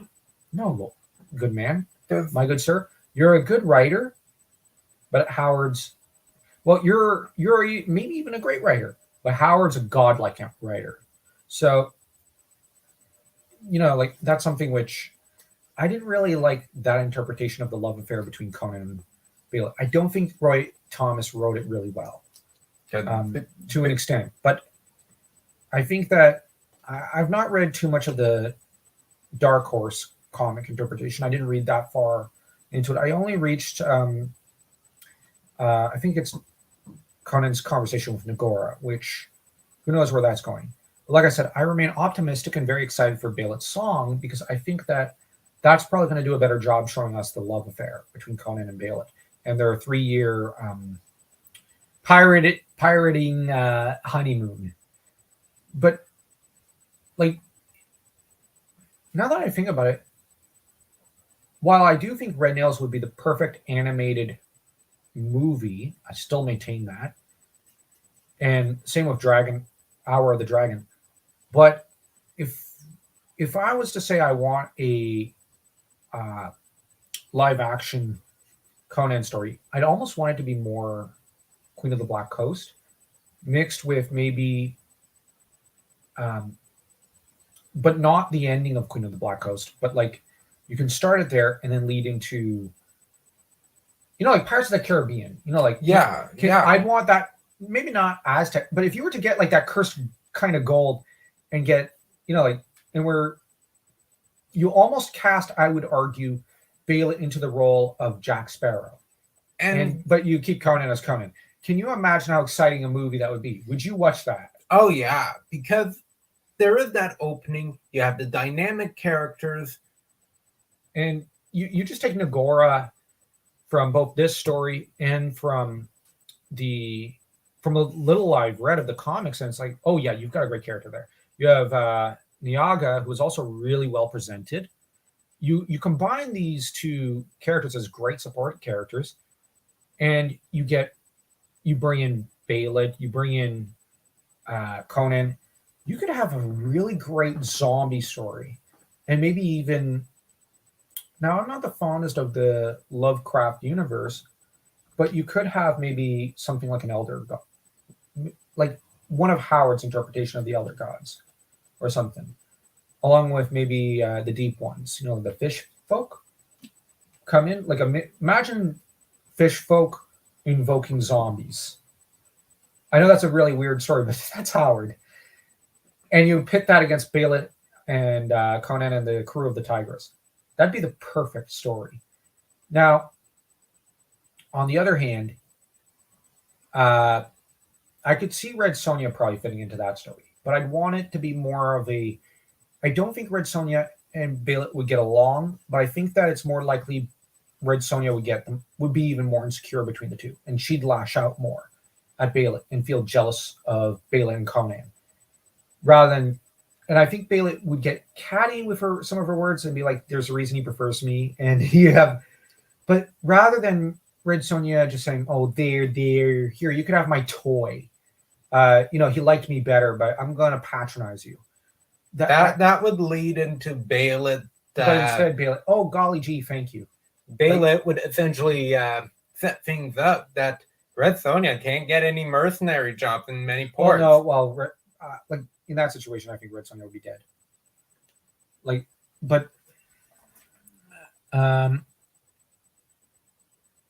Had a lot more human agency. Yeah, it did. But yeah, I just I really like the deep ones from the one 2003, I think it is, Dark Horse run, or Conan the Cimmerian 2006 or 2008 run. But now I'm actually going to praise Roy Thomas here. I like his interpretation of a few of the deep ones. But I just think that the problem with Roy Thomas when he wrote the Belit Conan relationship, when he brought in Red Sonja, I think the problem was Red Sonja was his character, so he preferred her and wanted to prop her up and abase Belit. And had he been more fair in his dispensation of his affection between the two characters, we'd have had a much more dynamic interaction. And I'm just arguing that maybe Red Sonja could fit in a kind of Black Coast movie really well. But here's where I think some modern audiences might have a hard time. The problem is that I would argue the story will probably end with Conan basically with his arms wrapped around both. Like, the problem is he's just gonna, like, throughout the entire movie, you'd have the two women going at each other, like hating on each other and probably still not really liking each other at the end. And him being absolutely amused by it. Yeah, but I think that makes sense. Yeah, but I think that they'd still not exactly be fond of each other. But Conan would be like, "Oh yeah, I'm getting with both." Like, yeah, I don't have to choose anyone. It's just his Giga Chad nature. But, yeah, he'd be a total Giga Chad about it. But on the other hand, I think that ultimately Conan, we'd also see his rogue side towards both women. I could see in such an event, Red Sonja gets left behind on probably the cursed island to be sacrificed, and Belit sees it as, like, we're pirates. Pirates code. Anyone who stays behind is left behind. But you have Conan. No. I have never abandoned a child or a woman or an innocent, and I'm not starting now. And I think Conan would go back, and I think that some members of the crew would go with him, because, like, you look at Nagora in the comics, he's got a serious bromance with Conan. As much as he does revere Belit, I think he'd be like, no, I got to side with Conan on this one. He's right. And, like, we on this crew never leave a man behind. And I think that what would happen is that Conan would go back on his own, if need be. Belit would say, fine, be that way. But she'd go back for Conan because it's Conan. And she does love him. It's her husband, for all intents and purposes. Just as she is Empress of the Black Coast, he is her king. And I think that what would end up happening is that they'd ultimately save Red Sonja, and Red Sonja would fight like a she-devil with a sword, as her name says. And it'd be an epic movie. And if you stick in that Pirates of the Caribbean theme song, it'd be very fitting for the three of them sword fighting against an enemy. Although at no point do we really see Belit show herself to be a warrior archetype character. She's almost more the Morrigan and the lover.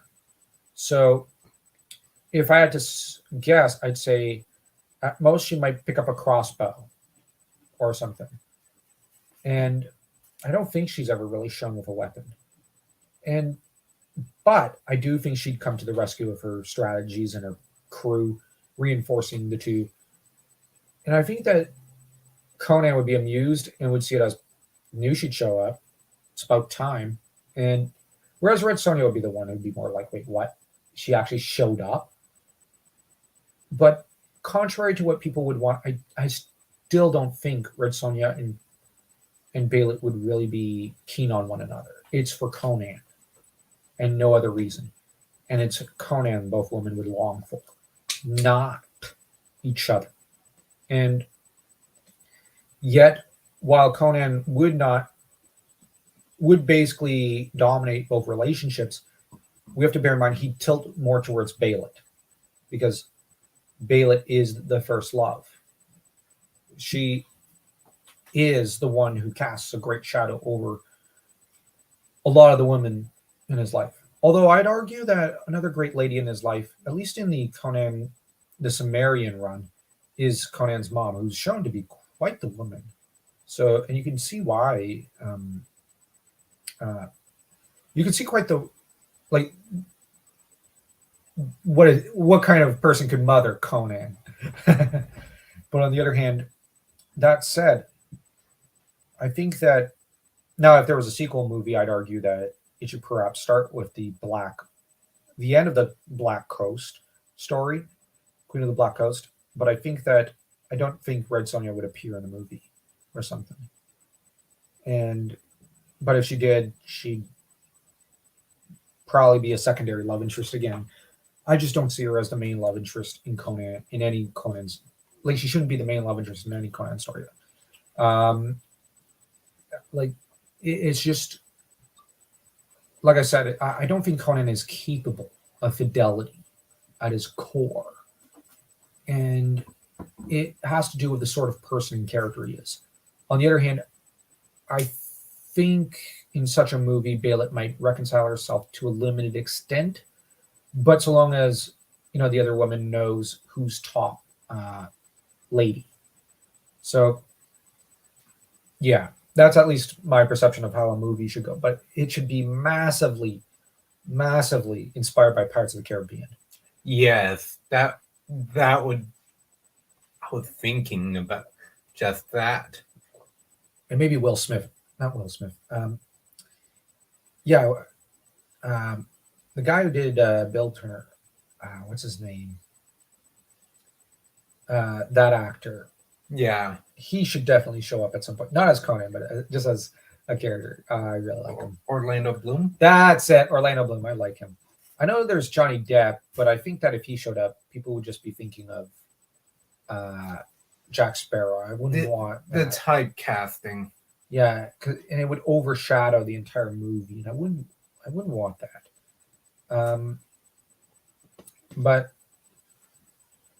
I remember someone recently sent me a list of, I think it was on Twitter, sent me a list of who they would recommend for casting for Conan. And I think it was you had Henry Cavill, Hugh Jackman, and there was someone else. There was someone else. I forget. It was a really good list of possible ideas, and I can't remember it. But and I'm not going to check right now because why bother? But maybe I'll make a post about it. And it was such a great list.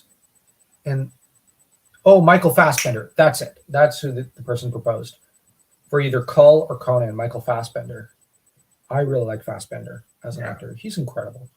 But I don't like most of the movies he's in because most of the movies aren't all that really my cup of tea. But that said, I really like his portrayal of Carl Jung. If only the movie was a little better. Because the romantic subplot was not interesting. Yeah. Talk about a misuse of two brilliant actors in Keira Knightley and Michael Fassbender. But anyways, yeah, Belit was. I'll just also add one last thing. She died as she lived. In tragedy, in flames and in just passion and pirating. So there's no other way she could have gone down. Like, weirdly, I think that you get Howard properly conveys everything about her character in just this small short story, which is like I've seen writers write entire novels and not be able to convey half as much as what Howard conveys in this short story. And the main star of our show showed up, our puppy. Okay, since he threw the door open, I guess it's time for us to focus on him. And the stream has gone on for 2 hours. I don't really have too much more to add. Maybe we'll have to do a part 2 to this, because after we read or do a book club of Belit's song and then do a full stream as a addition to the to a book club podcast on that. But that would be after we get through the Conan the Liberator and maybe the Cull movie novelization podcasts, because I do want to get into those. And the next, the dog is cute. Thanks. He's the cutest. Jet's the cutest. Even when he's opening doors and whatnot. Yeah, I need to go soon as well. Yeah, well, thank you for having joined us, Bartlin. You really brought a great deal of intelligence and joy to the stream. It was greatly appreciated. And yeah, otherwise, I look forward to more streams that you could show up for. Yeah. Next week, though, we're not going to be doing a Conan stream. We're going to be popping up a video on where we discuss Igraine, the greatest of Cull's love interests. That from the 2009 Cull miniseries comic saga. So that's something that people will hopefully be able to look forward to, because honestly, Igraine's a great character in her own right, though a very different archetype and character from Belit. A lot more hot-headed in some ways, and yet nowhere near the cunning mastermind and Odysseus-like figure that Belit is. So to anyone who sees this stream, don't forget to smash that like and that subscribe button, as though you were, well, I guess, Belit and Conan setting the Black Coast ablaze. And until next time, do take care, my friends.